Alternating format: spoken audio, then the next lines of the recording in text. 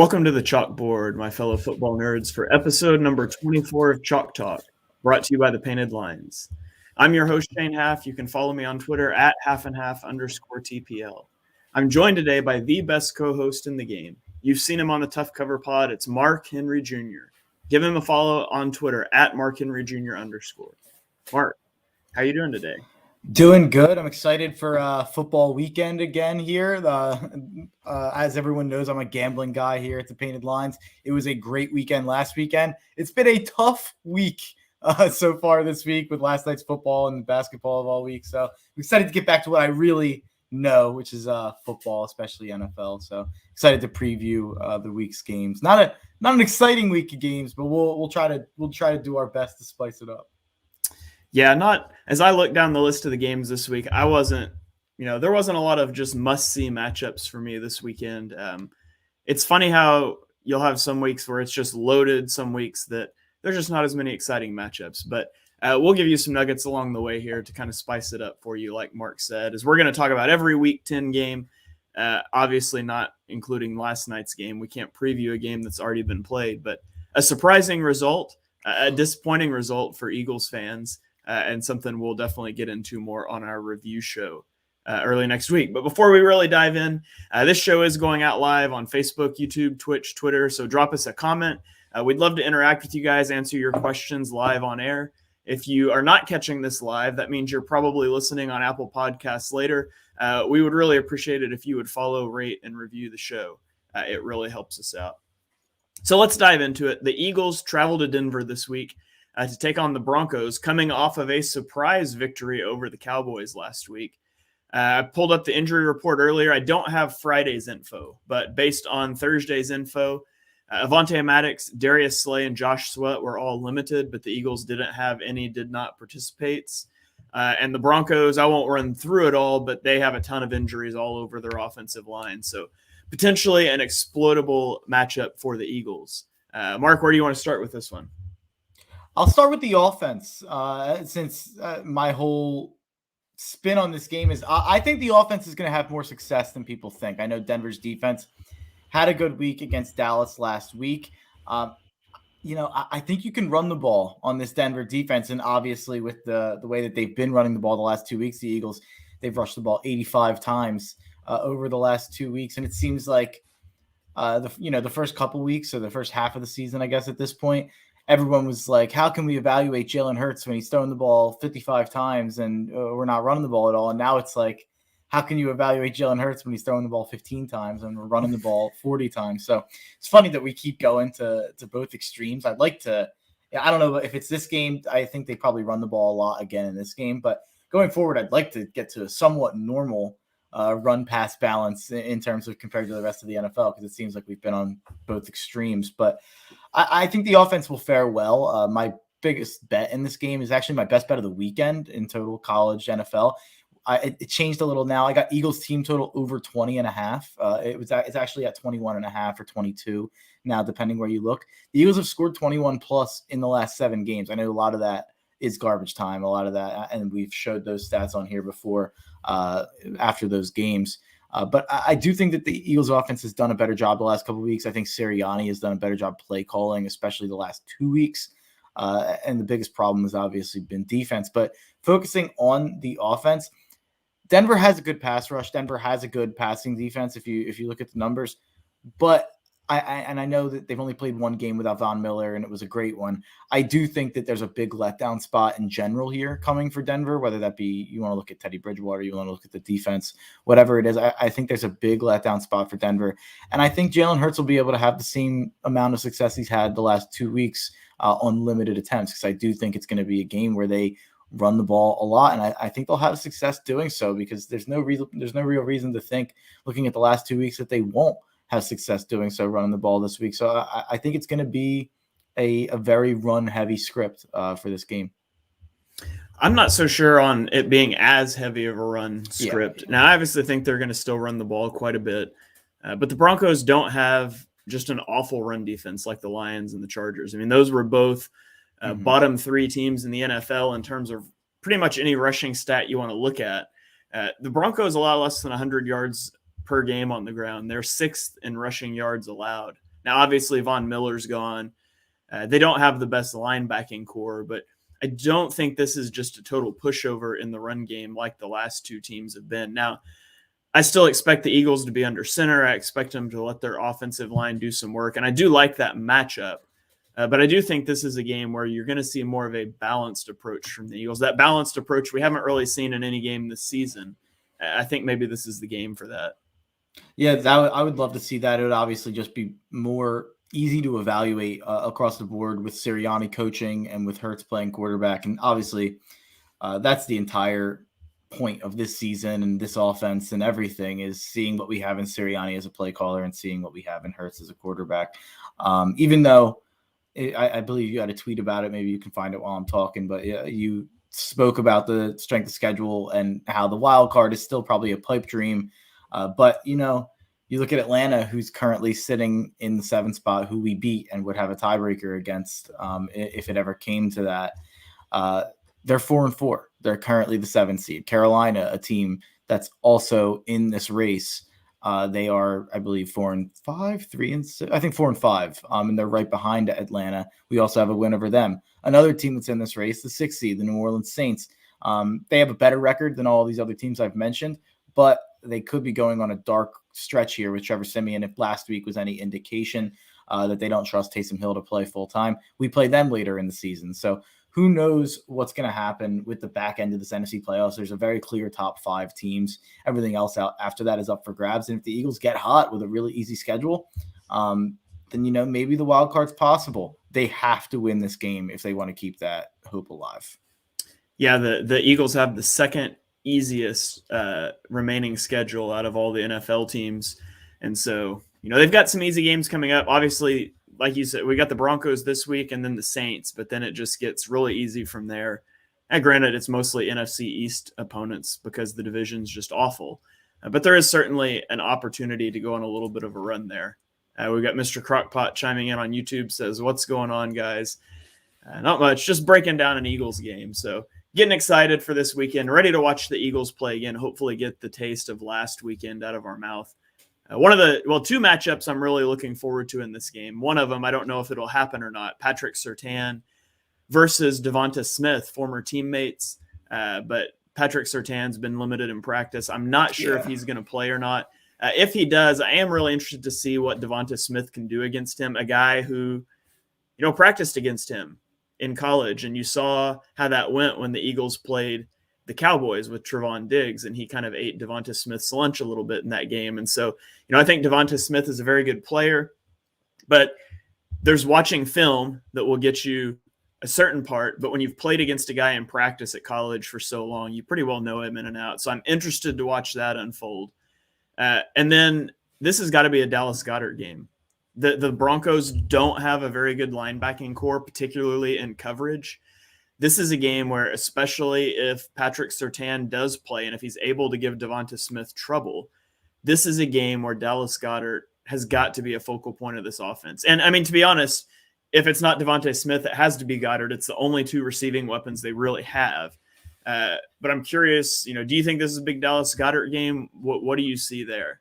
Yeah, I think he'll continue to be a really important part of the game plan. And going into last week's game, I was expecting a big Goedert game last week, and I was expecting a big Goedert second half breakout here to try to earn himself some money in that contract and to try to help out some fantasy owners that are depending on it. These last 3 weeks, he has 5 targets, 7 targets, and then this week he had 6 targets. So realistically, I think he was just as big of a part of the game plan this last week as he was the last couple of weeks. Even if he didn't feel as important, he still had, he's averaging 6 targets over the last 3 weeks, and he had 6 last week. He was just less efficient with those targets. He only had 3 catches, and he only had 43 yards. Obviously, one of those targets we talked about at length on the review, the deep ball that was missed by Hurts that I still would have liked to have seen Goedert come down with. But, you change that. He catches that ball, and it's 4 catches for that would have been like a 50-yard catch, I think, a 40-yard catch. So we're talking about a 4-catch, 90-yard game on 6 targets for, that would have been a big day for Goedert. So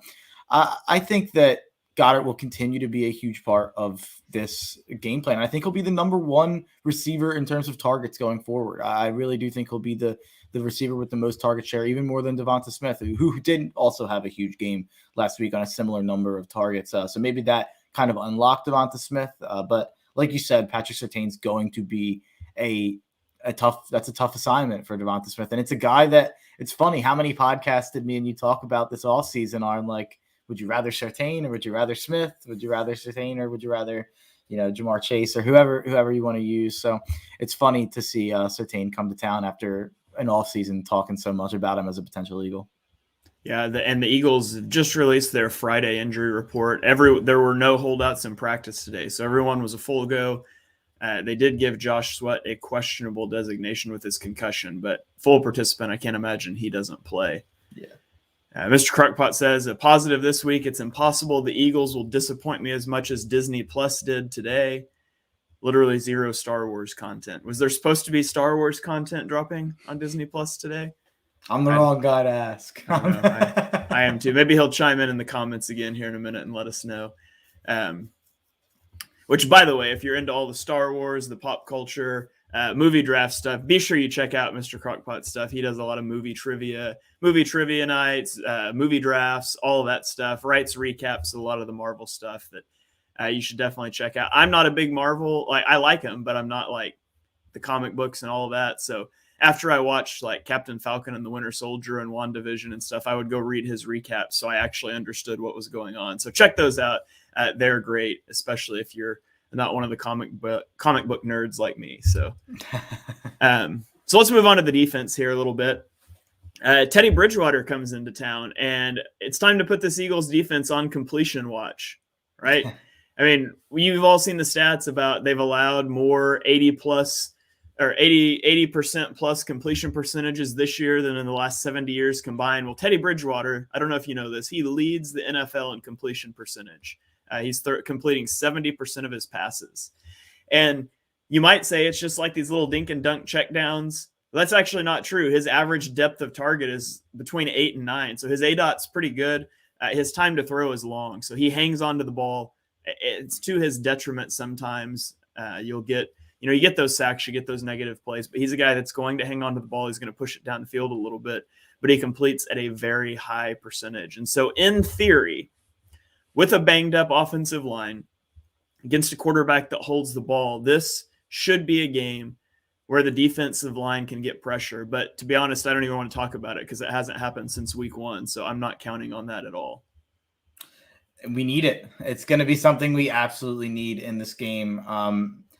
Yeah, it's hard to look anywhere else. I mean, what can we expect except what we've seen? I mean, the definition of insanity is doing the same thing and expecting a different result. And we saw that last week. Justin Herbert, Derek Carr'd us. I mean, after Derek Carr, Tom Brady'd us. Like, how many times have we seen the exact same game plan get used against us by the same type of quarterback? And Teddy Bridgewater can do the same types of things that those guys are. And by the way, Justin Herbert is not the type of guy who usually just, okay, I'm going to take the 8 yards that they give me, take the 8 yards.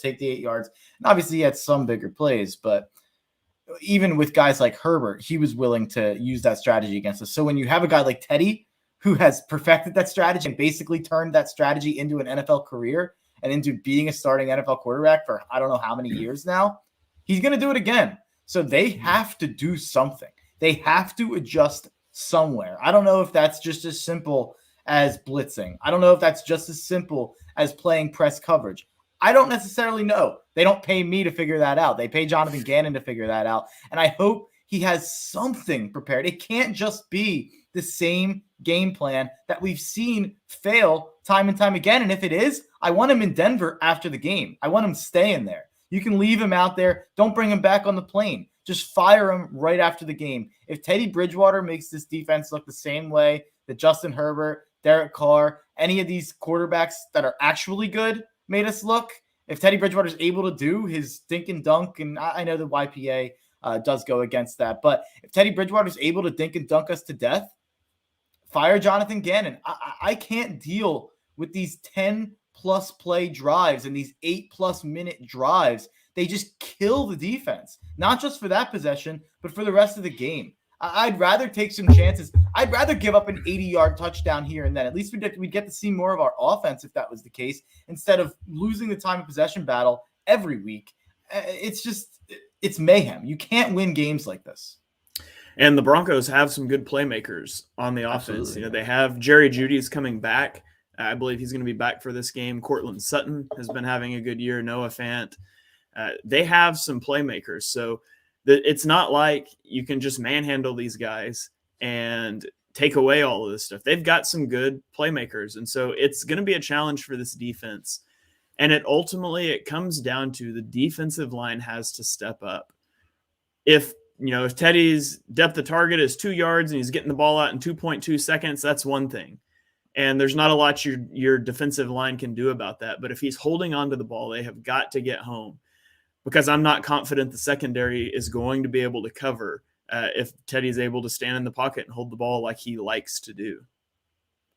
Yeah, I completely agree. You need to get home. And there's a comment here, and we'll get to our picks on the game, but Joe Cicoletti said Teddy covers. Bridgewater covers more than 70% against the spread. Gotta like the -2.5. I haven't dove into these numbers in a long time, these against the spread numbers in a long time, but I'm pretty sure that's more because he's like 82% as an underdog and like 55% as a favorite. I don't think he's quite as good as a favorite, and it's also less, he's been an underdog more times in his career with the teams he's quarterback than he has been a favorite. So I'm not necessarily afraid because Teddy covers a lot of games, but I just think this is a letdown spot for Denver. You don't see Denver teams I don't think Denver's that good. I don't know where they'd be at. This isn't a power ranking show, but off the top of your head, I don't know where you think they are in the league. For me, it's probably like the 21st, 22nd best team in football. And I just don't see that type of team being able to, is this new?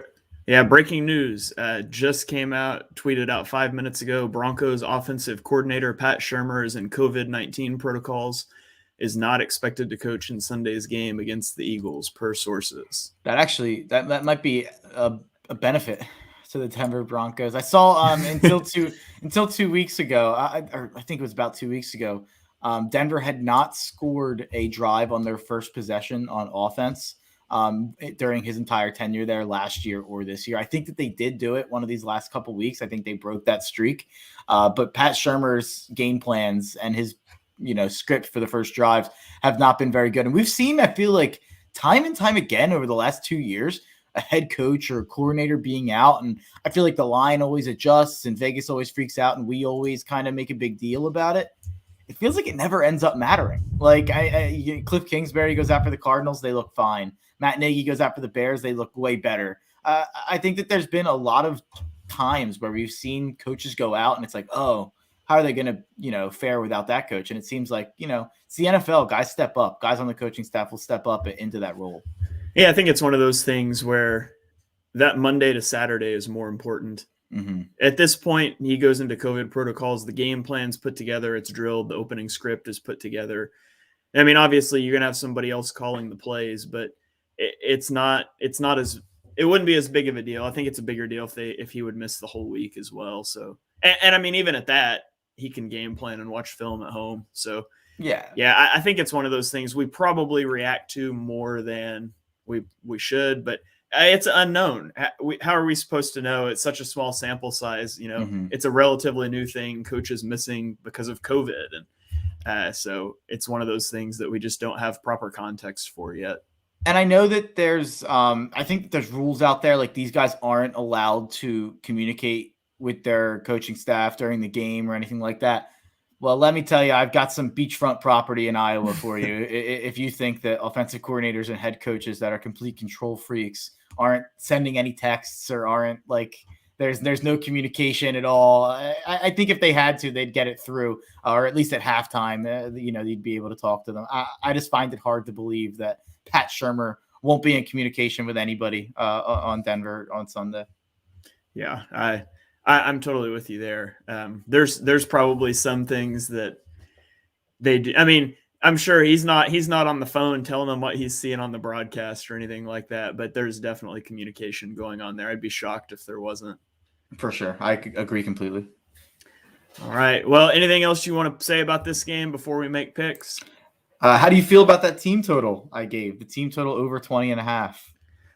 I think, that seems like a pretty good one to me. The Eagles offense, what we've seen is even in games where we get blown out, we're always good for 2 garbage time touchdowns. And so, anything under 21, that seems like a great deal to me. Yeah, it got up to 21.5 now, so I'm not sure if I would take it at that number, but at 20.5, I really like it. But yeah, if I think that the Eagles are going to score 21 plus points, that means I probably think they're going to win the game. Denver's not a team that's putting up 30 very often, or, I think it's going to be a close game. I really think this is a 50-50 game that's going to be decided by, a play here or a play there, just like I think last week was. I think last week really was a 50-50 game that was decided by the clock. We didn't have enough time after they were able to kick a field goal. And obviously that could happen again. But I heard a lot of people saying after the Chargers won and covered, because the Chargers were only a 1-point favorite. I think it might have even gotten to a pick 'em at the end of the day. And the whole gambling community, Vegas, everyone out there was shocked that the Eagles were only a 1-point underdog and that they should have been a way bigger dog, and that everyone hammered the Chargers and they ended up hitting. And everyone was kind of like making jokes like, oh, how did Vegas read this game so wrong? It's like, they won on a game-winning field goal. So I get that the line might have hit, but it was a rat line for a reason. And I think this one is too. We're going to Denver. We're a 2.5-point dog. I think it's almost down to 2 now too. But we're a 2.5-point dog. That means we'd be a 3.5-point favorite in Philadelphia. So that means that Vegas thinks on a neutral field, we're the better team here. I don't know if I agree with that. I think we're probably about even though. So this is a throw up. This is a toss up game to me. So I'll go with the Eagles. I'm a homer, obviously, but they obviously need the win if they have any hope of competing down the stretch. I just don't think Denver will be able to get up for this game in the same way that they were able to get up for last week's game in 2 weeks consecutively. I'm gonna take the Broncos in this one. If the Eagles win this game, it will be because their defensive line took over the game, and I just can't bet on that. I haven't seen it since week 1. When I see it, I'll start to believe in it again. 2, 3, 4 weeks ago, I would have looked at this matchup and I would have picked the Eagles because it's such an obvious exploitable mismatch between our defensive line and their offensive line. But how many times have we sat on this podcast and we've talked about that mismatch and just nothing happened? And so until I see it, I can't believe in it. I don't trust the defense, not even a little bit. And so I think things will be more difficult for the offense because they're not going to have quite the success running the ball. It doesn't mean I don't think we can move the ball and put up points, but I'll take the Broncos 28-24. Yeah, I'll take the Eagles 31-28. All right. Well, I hope you're right. So we'll see. And if you're wrong, I hope Jonathan Gannon, like you said, misses that team plane out of Denver.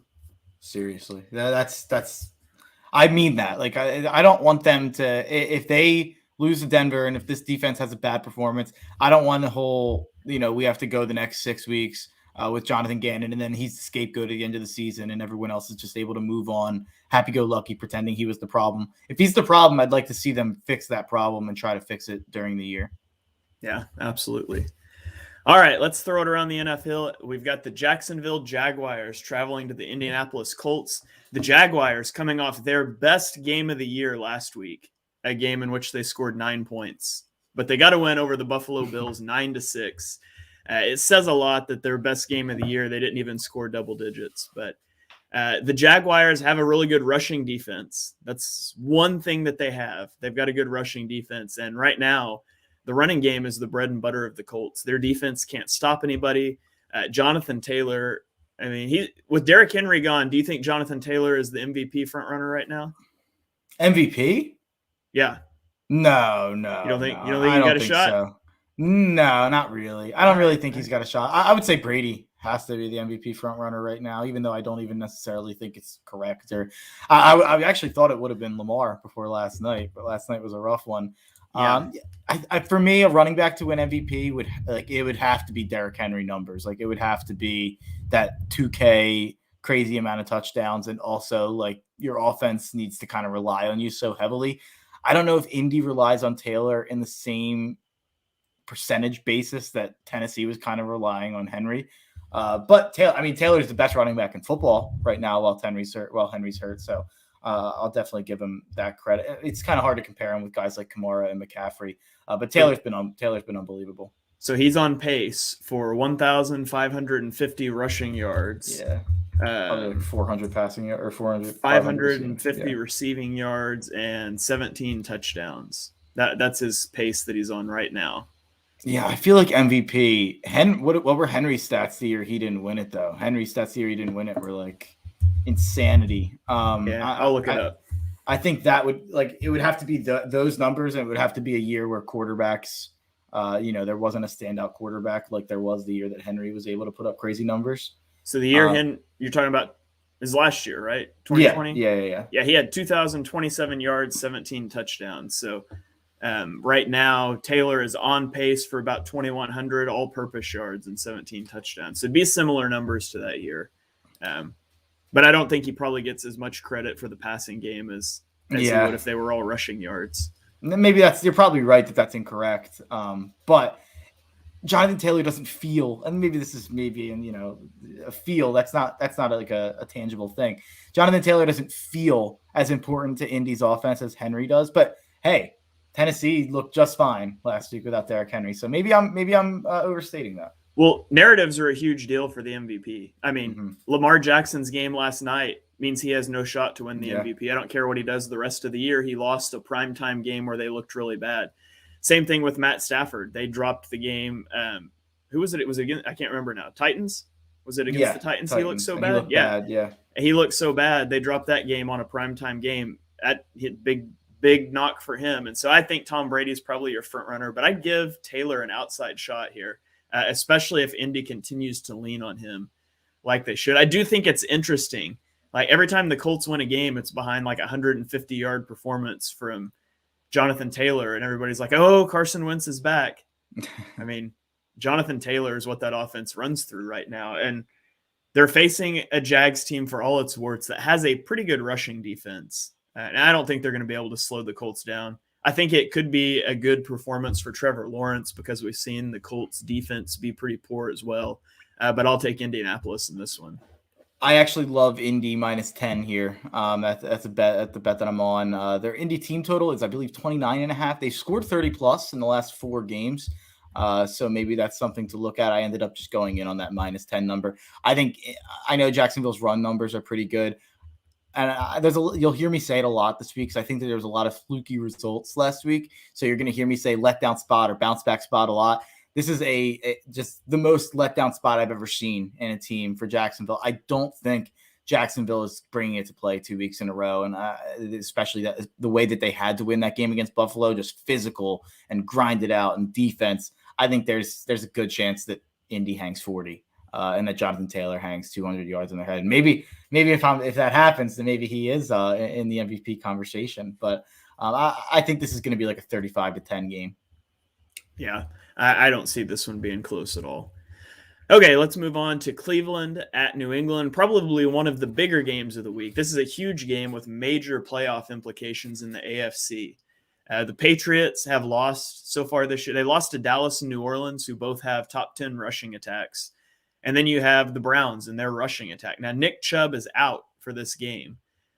But, they've proven that they're able to move the ball on the ground even without Chubb. It's obviously a knock to them. But coming off of the blowout victory over the Bengals, you wonder if you'll see Cleveland, with a little bit of a letdown spot here against a good opponent. Yeah, I agree that there's probably a letdown spot here. And I also agree that this is the most important game of the week in terms of playoff implications. And I think the winner of this game is legitimate. Like, I think the winner of this game levels up into that kind of contender status.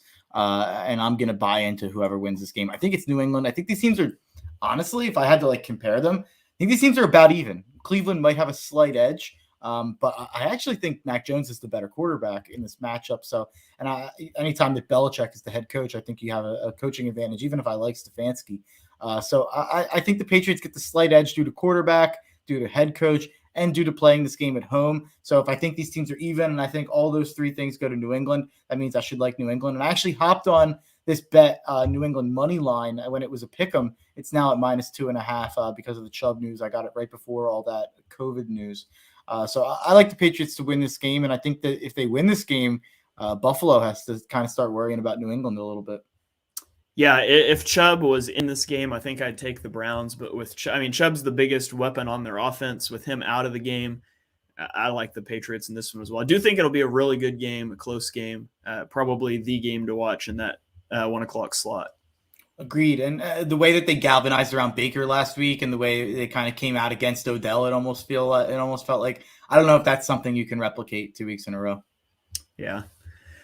All right. Moving on to Atlanta at Dallas. The Falcons have won 3 of their last 4. Don't look now, but if the season ended today, they would be in the playoffs. Something I never would have expected after watching them week 1. Meanwhile, the Cowboys, maybe we got a quarterback controversy. Cooper Rush is undefeated as a starter. Dak is 0-1 since Cooper Rush won his game. Obviously, that's all in jest. The Cowboys have their quarterback. It was a sluggish first game back. The Cowboys looked pretty bad last week. Do they bounce back this week? I think this is. I'll tell you exactly how I think this game's going to go. I'm not going to spend too much time on this game, but I think the Falcons probably get up 27-10, and then I think the Cowboys probably come back and win like 34-30 on like a last-second touchdown. It just feels like every game that the Falcons play is destined to be an early lead, followed by a collapse, and then sometimes they win it at the end, sometimes they lose it at the end. Last week they falconed really hard and gave up a huge lead to the Trevor Siemian Saints and had to lead a drive at the end of the game to win the game. And Kyle Pitts and Cordell Patterson got them down the field. But I don't know if you can do that against Dallas. You can't get up to a big lead and then coast. They have the offense to make a comeback in the game. A lot of people on Dallas -8, -8.5. I don't know how you bet against the Falcons. I don't know how you doubt the Falcons' ability to make games close and to make games heartbreaking for themselves. I would probably take Atlanta with the spread, but I would probably take Dallas on the money line. Joe pointing out that last year these two teams played and Dallas didn't have any. They acted like they never even heard of what an onside kick was. So hopefully this year, well, hopefully not. But if it comes down to it, hopefully the Cowboys have not learned how to recover an onside kick yet. It was opposite. It was the Falcons that didn't know how to do it. The Cowboys did. Oh, that's right. That's right. I had that. Yeah. Well, hopefully, we'll hope the Falcons have learned how to recover an onside kick. That's right. And or as Eagles fans, do we need to be rooting for the Cowboys in this game? Take out a wild card opponent or a wild card competitor in Atlanta. That's actually probably true. If you're sitting here as an Eagles fan, you probably have to root for Dallas to win this one, as much as that goes against everything you believe in, because you're not catching Dallas, but you do have a shot at that 7 seed. And so any team that's, in the way there, they need to lose. So a weird situation where Eagles fans probably are rooting for the Cowboys this week. Yeah, I'll be rooting for Dallas to pull out a win. Sorry, Joe Ciccoletti. All right, let's keep rolling. Buffalo at New York Jets. The Bills have been pretty bad lately. They lost to Tennessee. They had their bye. Then they had a poor performance against the Dolphins and a win. And then they had a get-right game against the Jags, and they lost. Now they have a get-right game against the Jets, maybe. Is Mike White about to light this team up? Who knows with Mike White? The Jets, I'm just going to stop predicting what's going to happen with the Jets. I'm wrong week in and week out. When they win, I'm shocked. And when I think they could compete in a game, they don't. I have no idea with this Jets team. I don't even know if Robert Saleh is doing a good job. Like, it's hard to evaluate anything with all the stuff at quarterback. All I do know is that when anyone but Zach Wilson plays quarterback on the Jets, they look like Peyton Manning. And when Zach Wilson plays on the Jets, he looks like Zach Wilson. So maybe Zach Wilson's not the guy. That's my note on this game. I'll go Bills. Bills are going to win the game. I wouldn't bet on this game with a 10-foot pole, though. On opening day of 2023, what roster will Zach Wilson be on? Not the Jets. I don't know what roster. Probably Denver. He'll be the backup in Denver. Or maybe LA will take a shot on him to be like the guy after, Teddy Bridgewater flames out. I don't know. Probably, Denver will be my guess. That'll be my guess. Okay.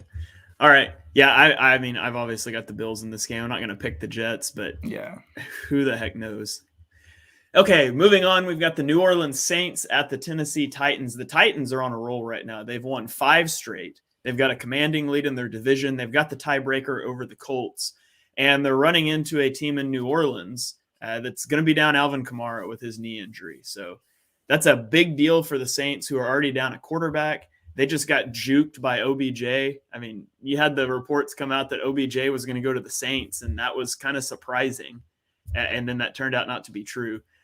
New Orleans on the year is 1-4 against the spread as a favorite, but they're 3-0 against the spread as an underdog. So interesting stats. What are you feeling in this game? What do you think happens here? It just feels like if Kamara can't play, they just don't have enough weapons. And it feels like New Orleans could really go on a skid here. Maybe losing a couple in a row. I'm not really sure what their schedule looks like, but I think that this could be a situation where they, lose 4 of the next 5, and it's like, ooh, they seemed like they were locked into the playoffs, and who knows what's going to happen. But Sean Payton's a great coach, so maybe he'll prove me wrong. I don't know how many weeks in a row Tennessee's got to surprise people, but I guess this one won't be a surprise. They're slightly favored, so I'll go with Tennessee to win the game and cover the spread. Yeah, I'm with you. I think Tennessee takes this game. The Saints have a good defense. I would think that could give the Falcons, or excuse me, not the Falcons. I think it could give the Titans some issues, but Alvin Kamara is literally the only weapon this team has. They're on a second or third string quarterback, depending on how you look at Trevor Siemian. And now Kamara, who's their only weapon, is out.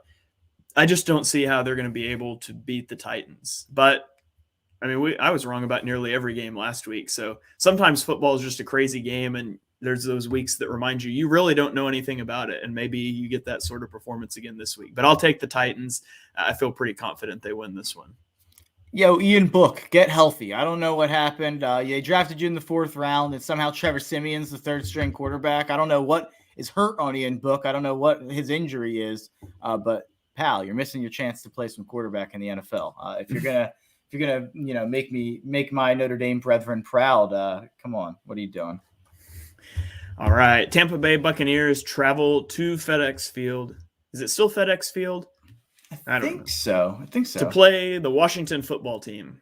For some reason, I was thinking they changed names. I don't know. Washington, in my opinion, Washington is the most disappointing team in the league this year.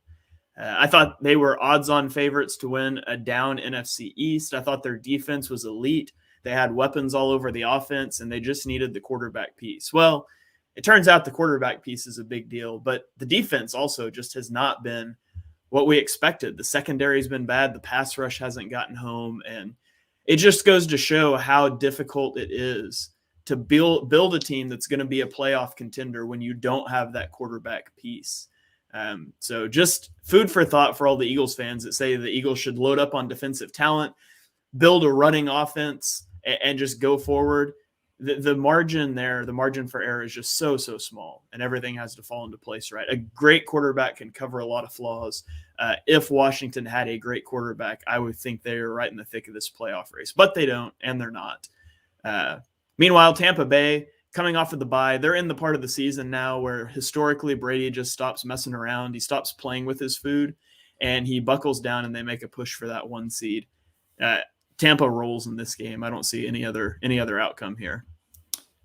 About 11 months ago, the Heineken was born in Washington against Tampa Bay in the wild card round. People forget Taylor Heineke played a better game against the Tampa Bay Buccaneers defense than Hall of Famers Drew Brees, Aaron Rodgers, and future Hall of Famer Patrick Mahomes. All 3 of them I'm throwing in the future Hall of Fame. I don't care. Mahomes looks bad right now. He's making the Hall of Fame. All 3 of those guys, Taylor Heineke played better against the Buccaneers defense than those guys. This is honestly just like a small play for me, out of jokes more than anything. But Washington football team overs were good to me earlier on in the year, and I think there's a good chance that this ends up being a game that's like 26-23 in the 4th quarter, and then maybe Brady pours it on from there and ends up winning 40-30 or something like that. But I'll take Washington plus 10, and I'll take the over at 51. I just want to say that in that playoff game, Heineke completed less than 60% of his passes with a QB rating of a 78.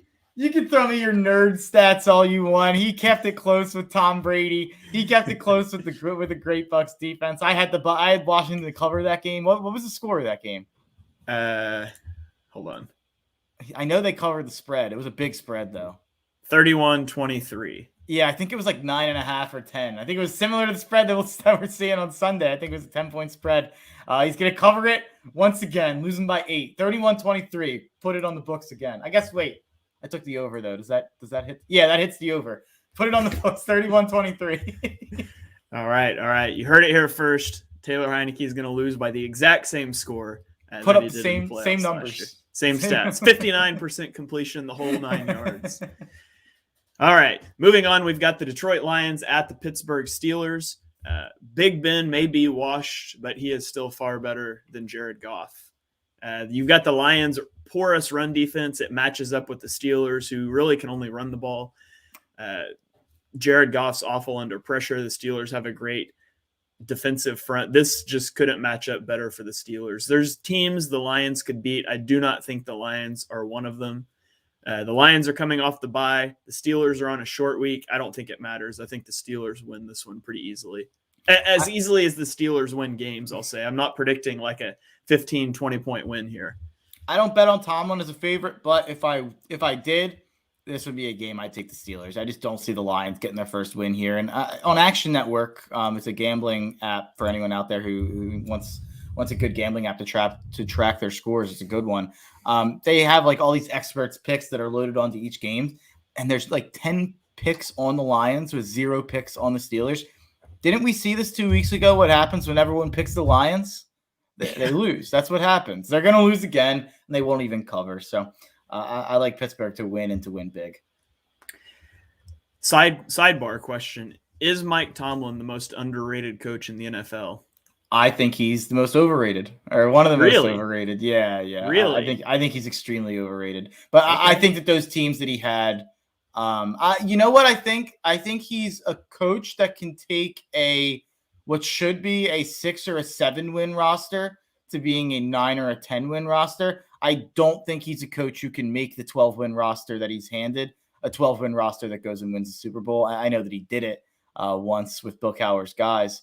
But I just, there were so many years there with such elite talent on both sides of the ball, and they weren't able to get past New England. They weren't able to get past Denver. They weren't able to get past Baltimore and those teams. And I just thought for a long time there, Tomlin was getting a lot of credit for something that happened early on in this thing. I do think what he does is impressive this team should not be 5-4. But then again, they also got handed that win last week for nothing that Tomlin did. That game was, Tony Correnti gave them that game personally, in my opinion. But yeah. I would love Mike Tomlin to just drive on down the road from Pittsburgh to Philadelphia and plant there for the next 10 years. I don't think he's the best coach in the NFL. I think he's one of the more underrated coaches. He literally never had a losing season. And to me, one of the biggest things I look at is, he had that talented roster, and he had Antonio Brown, and he had Le'Veon Bell in the same locker room, and we never heard anything about it.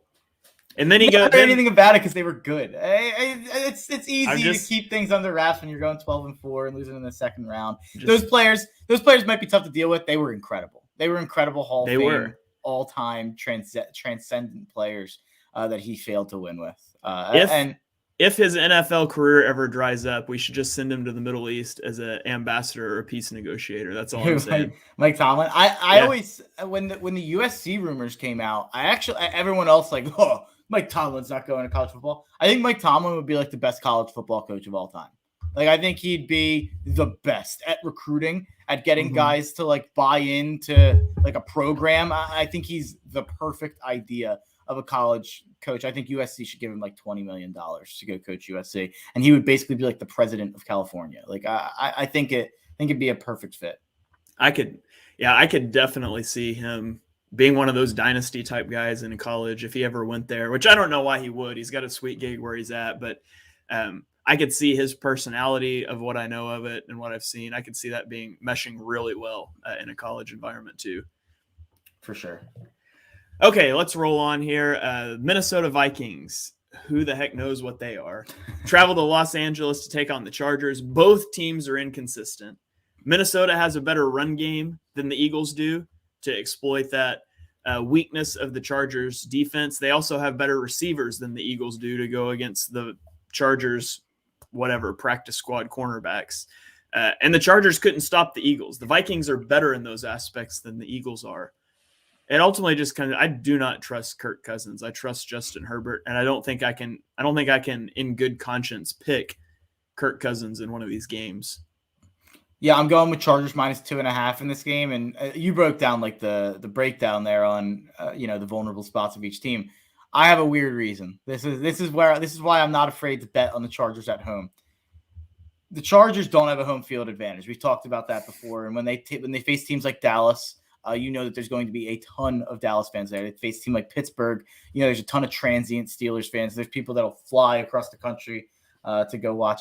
Are the Vikings fans flying out to LA? I don't think there's a lot of Vikings fans in LA. So I don't think this is going to be a road game at SoFi Stadium for the Chargers like a lot of games are for them. I think this will just be like a normal, maybe 50-50, or maybe it'll actually have like more Chargers fans there than the other team, which will be a novel concept. But it's just a fun, stupid reason. I don't think this is a type of game that'll get taken over by the other fan base. And I think the Chargers are the better team. So I'll take a -2.5. I think that's since went to 3.5, but I like it under that field goal number. All right. Carolina Panthers at the Arizona Cardinals. I just want to talk for a moment about the Carolina Panthers and the dumpster fire that is that organization. Okay, so the Panthers trade, what was it, a second, a third, and a sixth for Sam Darnold? 3 picks for a guy who did nothing. Then before he plays a snap, they guarantee $18.8 million for him next season, only to bail on him after 9 games to sign Cam Newton to a bigger contract than he originally signed in New England this offseason. Like, just go sign Cam Newton in the first place. It would have saved him picks. It would have saved him a crap ton of money for next year. And they'd have him on a cheaper deal than he just signed. Like, by the way, is Cam playing in this game? I'm not. I didn't. No. Okay. I'm sure he'll play next week. But did you see the Cam Newton coming home video? No. It was all worth it just for that. Oh my God, Cam Newton. I used to love Cam Newton. He used to be like one of my favorite players to watch in the league. At Auburn, he's like, I always say he was the most electric college football player I've ever seen. Maybe the most impressive. I don't know the exact way to put that, but he was an incredible at Auburn. So I've always been a Cam guy. Cam is cooked. Cam's been cooked for a couple years now. I don't know if that's the shoulder injuries, the leg injuries he's had. I just don't think he's the same guy. But if you're Carolina, why not give it a try? I guess if you're David Tepper and you're willing to spend money and throw money at him, you're right though. The thing to kill them for is the Sam Darnold move, which was never a smart trade. There was no world where Sam Darnold was going to be a good NFL quarterback. And I know that people convinced themselves that, Adam Gase was the whole problem. I think Sam Darnold might have been a little bit of the problem. So you trade a second, a third, and a sixth for Darnold. Who else was offering that? Like, you should have been able to get Darnold for just the third. Like, it should not have taken that. And you definitely shouldn't. Why are you guaranteeing his 5th-year option? Like, what? Maybe you want to take a low-risk thing and give a third-round pick to try him out for a year. Then just sign him if it works out. Like, it's no longer a low-cost investment when you guarantee him almost $19 million for next year. Didn't make sense then. Definitely doesn't make sense now. By the way, someone's going to take another chance on Darnold. Someone will take a chance. Denver or someone out there. It's got to be Denver. Yeah, I've connected how many quarterbacks to Denver now. But Sam Darnold and Zach Wilson both to Denver next year. Let's make it happen.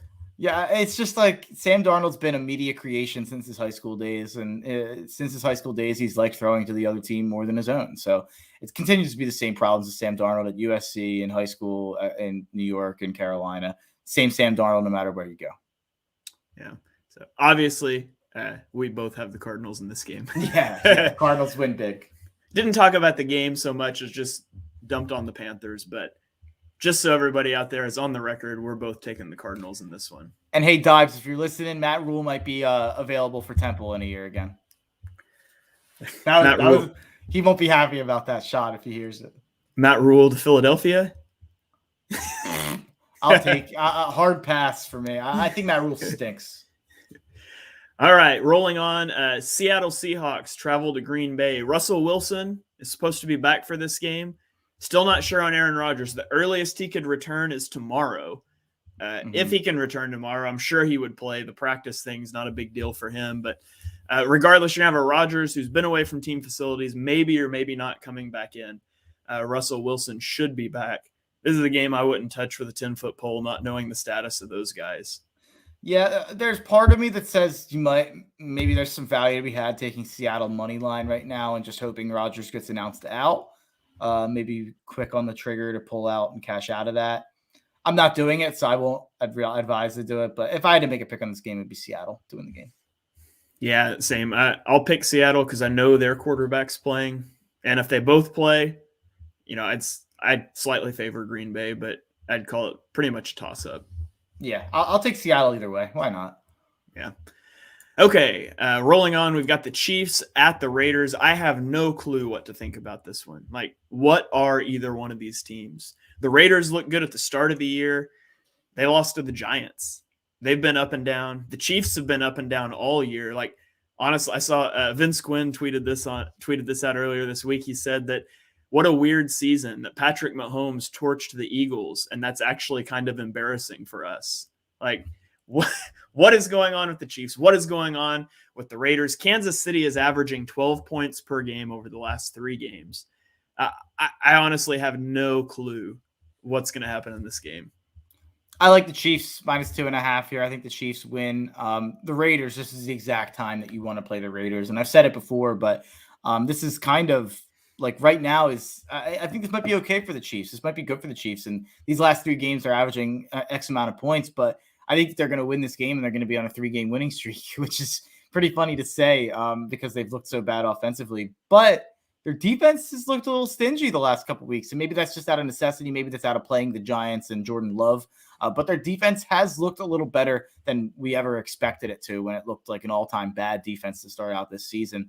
And it's so funny. That Vince Quinn tweet made me upset due to my final thoughts from Tuesday. If you look at the first 7 weeks of Patrick Mahomes' season this year, he was killing everyone. He killed Baltimore. He killed Buffalo. He killed all these teams, whatever.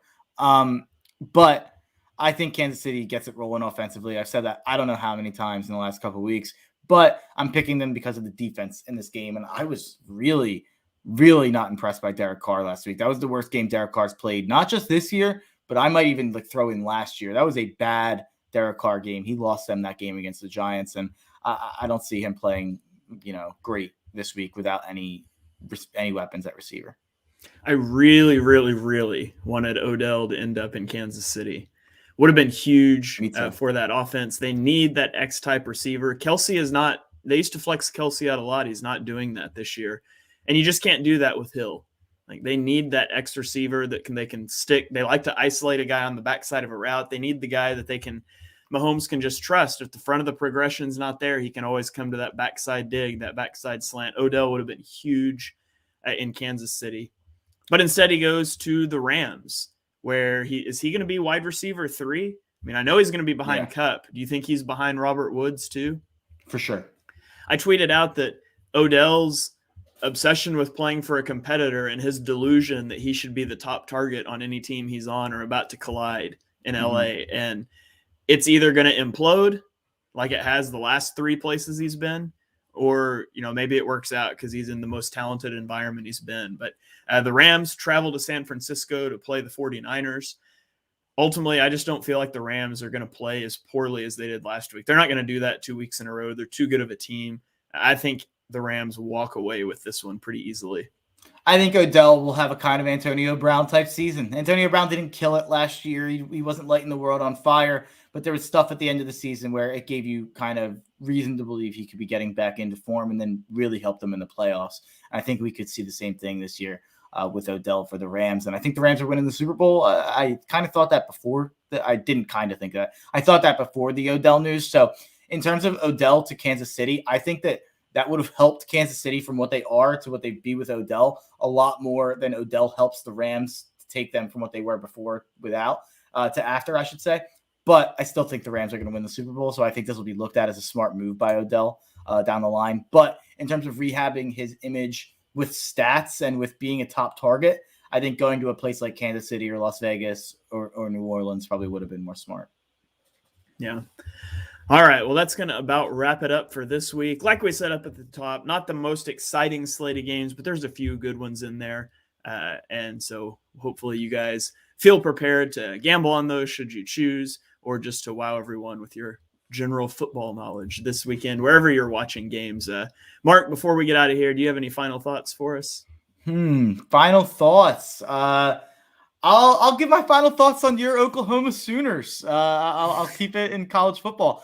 I actually think, I think the talk around college football this year is that Georgia is the number one team and there's no one that can compete with them. And there's, they're going to run away with the title once it gets to the playoff. And I think that might be true. It might be true. Georgia might just be an all-time great defense that no one can hang with. I think we've seen the worst with all these teams. I don't think Oregon can step up to that degree. I think Ohio State's defense is just not good enough. I think Cincinnati probably not at that level. I'm forgetting another team. I don't think Alabama is Alabama this year. I think they're a name brand only. So I don't think a lot of these top teams are very good. Now, Oklahoma is ranked 8th. Oklahoma is kind of getting disrespected a little bit. They are 9-0. They haven't played many teams, but upcoming, they have Baylor this weekend, Oklahoma State in Bedlam coming up, Iowa State. Then you get the Big 12 title game, probably against one of those teams, probably against Oklahoma State again. This is the opportunity for Oklahoma to prove that they can level up and they can go above these Oregons and Ohio States and Alabamas as a legitimate contender to Georgia. And the reason that they can do that is because they have the best player in the country in Caleb Williams. His PFF grade since he's been in is like 10 points higher than anyone else in the country. He's by far the most exciting, the most electric, and the best and most efficient player in college football. And I just slam my mic. You know how old he is better than I do. He's probably like 19 years old. I think he's going to continue to progress throughout this season. I think if he has those wins, he wins those 4 games to take them to undefeated, take them to the college football playoff. I think it's still worth throwing a dart throw at Caleb Williams to win the Heisman. And I think that, if you're rooting for someone to step up and to compete with Georgia, I really think that team, the only team that has that potential is Oklahoma because of Caleb Williams. Yeah, I think you're going to find out a lot about Oklahoma over the next few weeks. Like you said, they have some big games coming up, obviously not against the quality of competition that is in the SEC.